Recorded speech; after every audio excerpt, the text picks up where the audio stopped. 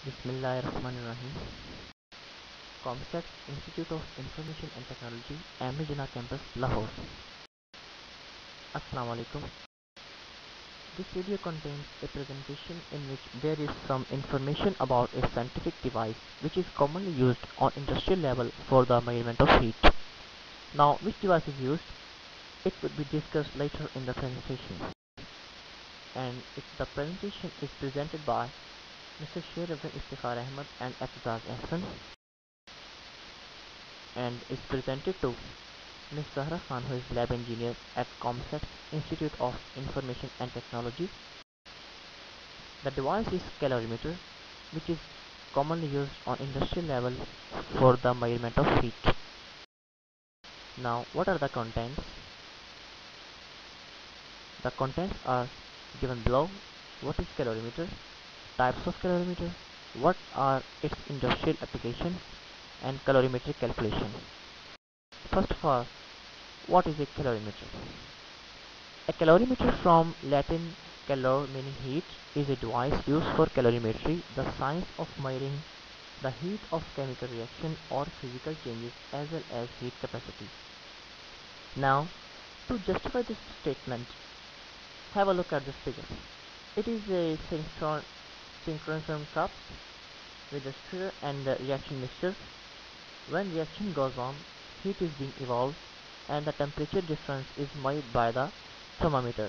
That is a simple mechanism or method which a calorimeter undergoes, and this is the simplest calorimeter which tells us about the difference in temperature, and after that we measure the heat of the reaction, which is the basic purpose of the calorimeter.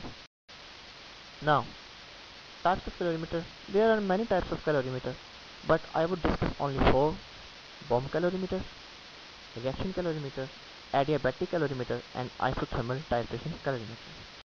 First of all, what is bomb calorimeter? Have a look at this figure. It is a bomb calorimeter in which there is some water content, oxygen atmosphere, sample, ignition wires, thermometer, and stirrer. To understand its function, let's have a look at its feature. First of all, constant volume calorimeter. This statement shows that the volume is kept constant in such type of calorimeters. Working principle. In the working principle, look, there are two ignition wires. These ignition wires create a spark due to which the reaction of oxygen takes place with the sample. This sample is an organic compound, mostly fuel, so we can measure the heat of combustion.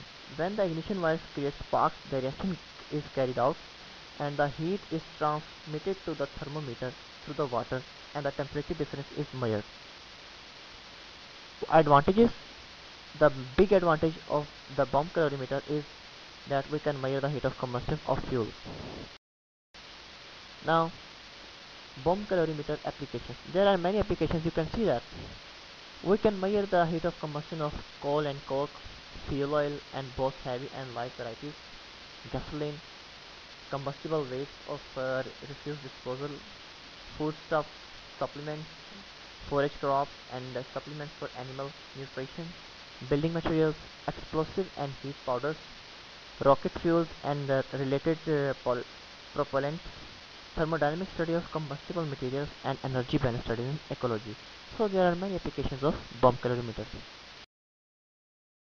Now, what are reaction calorimeters? Have a look at this figure. There are two big circles. Both of these circles have the same reactant, but the difference is that in one of the circles there is a yellow colored reagent. Now, when this reagent is being added, the reaction starts, and the difference in temperature is made between these two circles, which is made by thermostat. Basically, the fluid is flowing through these pipes. You can see the blue colored pipes. When the temperature flows, the temperature difference is measured between these two circles, and then due to the difference in temperature we can find the heat of the reaction. This is the basic phenomena. Now have a look that how many methods are there through which we can calculate the heat of reaction using reaction calorimeters. The first one is heat flow calorimetry, in which we make use of heat flow in order to measure the reaction flow rate. The second one is heat balance calorimetry, in which we usually apply the material balance in order to find out the heat evolved.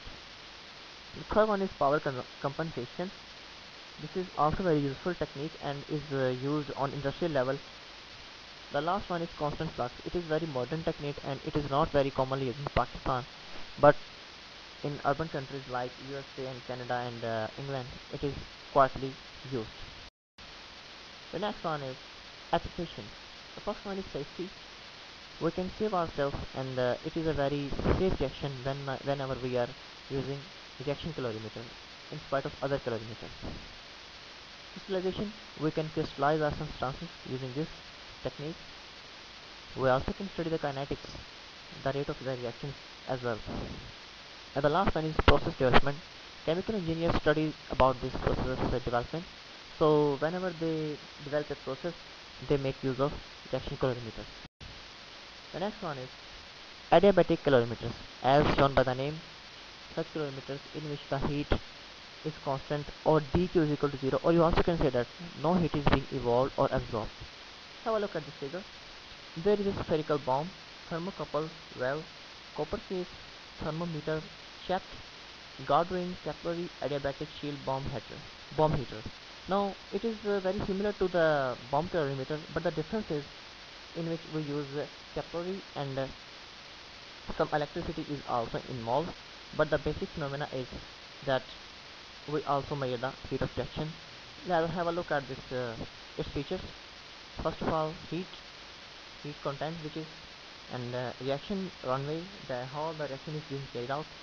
The examples of adiabatic calorimeters are given below: THT EV accelerating rate calorimeter, HEL PHI slash TEC, a sample Dewar flask stage, and Flexi TSC.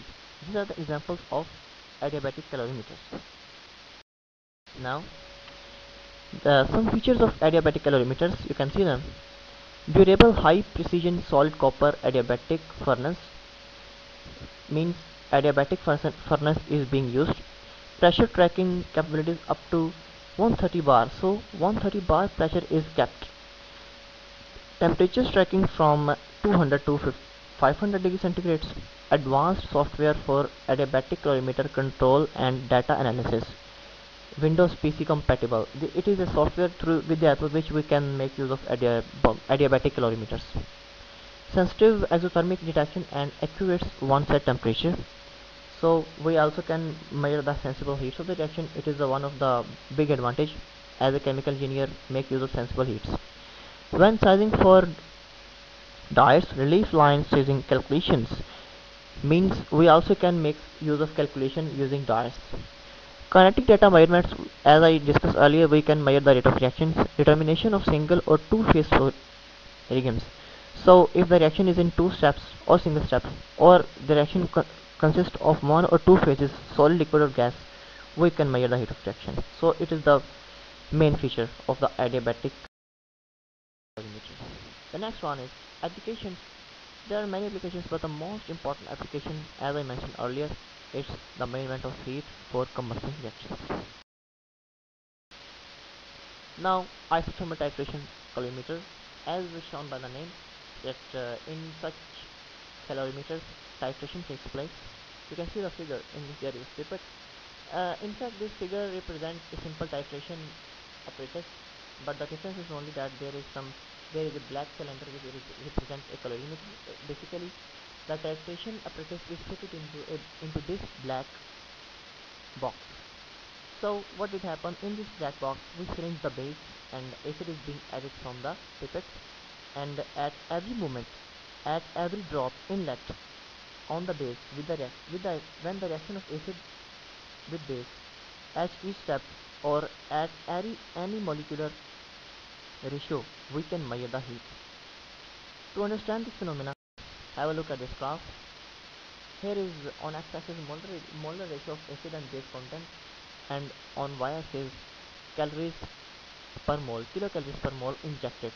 Now you can see that the graph is very continuous, but a point comes when the line becomes so straight.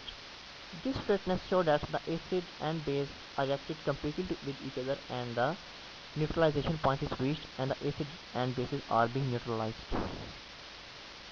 The above graph shows the green lines and this is the rough data with which we can estimate our reactions.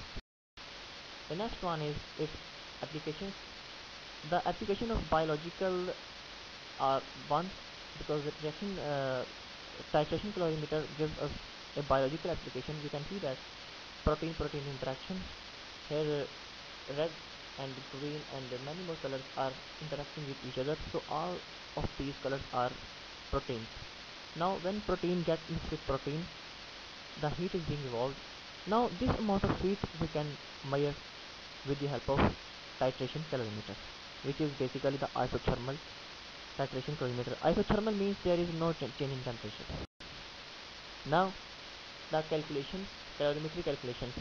In calorimetry calculations we make use of some steps. Many steps are involved. For example, the first step is calculation of temperature. First of all, we measure the initial temperature of the system, the final temperature of the system, and then we measure the delta T. In the next step, we measure the heat capacity. How we can measure the heat capacity? Have a look. It is a device, basically the electrical device, which is connected with a calorimeter. When the reaction is carried out, the heat is being evolved.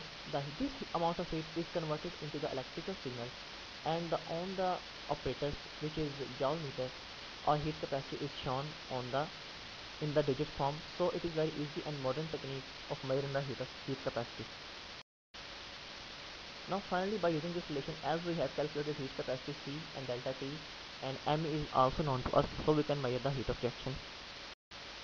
Now that is all about the presentation, and thank you very much. And I dedicate this presentation to my parents who are supporting me all the time.